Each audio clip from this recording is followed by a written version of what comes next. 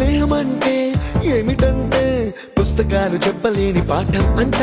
కోరుకుంటే చేరదంట, వద్దు అంటే వెళ్ళదంట. నేస్తమంటే ఏమిటంటే కన్నవాళ్ళు ఇవ్వలేని ఆస్తేనంట.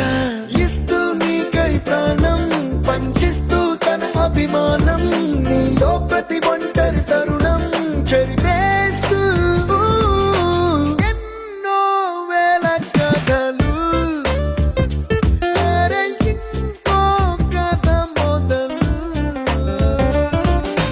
छोटी छोटी छोटी छोटी छोटी छोटी बातें, छोटी छोटी बातें बातें, मीठी मीठी मीठी मीठी मीठी मीठी यादें, मीठी मीठी यादें यादें.